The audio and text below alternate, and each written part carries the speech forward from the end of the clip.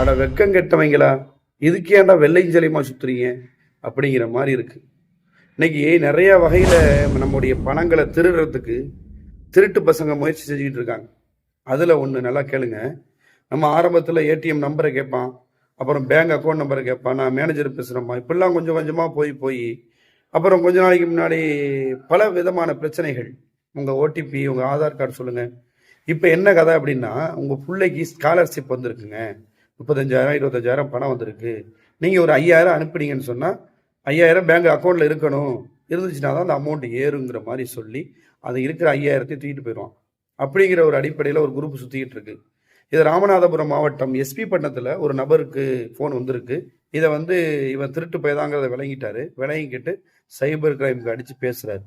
என்ன பேசுறாரு, எப்படி பேசுறாரு, இது மாதிரி எத்தனை பேர் மாட்டிக்கிட்டாங்க, எவ்வளவு பேர் பணம் கொடுத்து ஏமாத்தாங்கிறதெல்லாம் இப்போ நம்ம வீடியோவில் பார்க்கலாம். ஆடியோ கேளுங்க. உங்களுக்கு கால் வந்துச்சுன்னு சொன்னால் தயவு செய்து உங்கள் டீட்டெயில்ஸை யாருக்கும் கொடுத்துடாதீங்க. ஓடிபி நம்பர் வரையும் யாருக்கும் கொடுத்துடாதீங்க. முடிஞ்சளவு சேஃபாக இருங்க. ஹலோ ஹலோ சொல்லுங்க சார், சைபர் கிரைம் டிபார்ட்மெண்ட்டா சார்? ஆமாம், நீங்கள்? நான் ராமநாதபுரம் மாவட்டம் தொண்டி பக்கத்தில் எஸ்பி பட்டினங்கிற ஊர் சார். சொல்லுங்க சார். நம்ம அக்கா பொண்ணுக்கு ஒரு ஃபோன் வந்திருக்கு. அவங்க மாணவி காலேஜில் படிச்சுக்கிட்டு இருக்காங்க. சரி. ஸ்காலர்ஷிப் சம்பந்தமா உங்களுக்கு 38,000 ரூபா பணம் இருக்கு, 5,000 ரூபா அக்கௌண்ட்ல பணம் போட்டு இருக்கணும், இருக்குதா அப்படின்னா போட்டுட்டு எங்களுக்கு கூப்பிடுங்க அப்படின்னு சொன்னாங்களாம். சரி. உடனே எனக்கு தகவல் தந்தாங்க எங்க வீட்டுல இருந்து. சரி. நான் அந்த நம்பரை வாங்கி நான் பேசினேன். சரிங்கய்யா. நான் அப்படி சிபிஐல இருந்து பேசுறேன், அப்படி பேசுறேன், இப்படி பேசுறேன்னு சொல்லி பணம் போடணும் வைக்கணும், அது பாட்டு ரெக்கார்டு இருக்கு, அவர்கிட்ட பேசின ரெக்கார்டு இருக்கு. சரி ஐயா, பணம் போடல? இல்ல போடல. நான் என்ன சொன்னேன்னா, உன் நம்பர் நீங்க ஸ்காலர்ஷிப்ல இருந்து பேசுறீங்கன்னா எங்களுக்கு சைபர் கிரைம் நம்பர் இருக்குது, அதாவது டோல் ஃப்ரீ நம்பரு. அந்த உங்க நம்பரை கொடுத்து நீங்க ஸ்காலர்ஷிப் தான் உறுதிப்படுத்தினதுக்கு அப்புறம் நாங்க பணம் போடுறோம். ஸ்காலர்ஷிப் யாருக்குமே பைசா வாங்கிட்டு எந்த கவர்மெண்ட்டும் கொடுக்கறது இல்ல.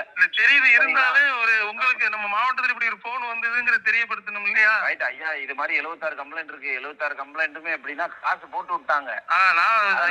சொல்லிட்டாங்க.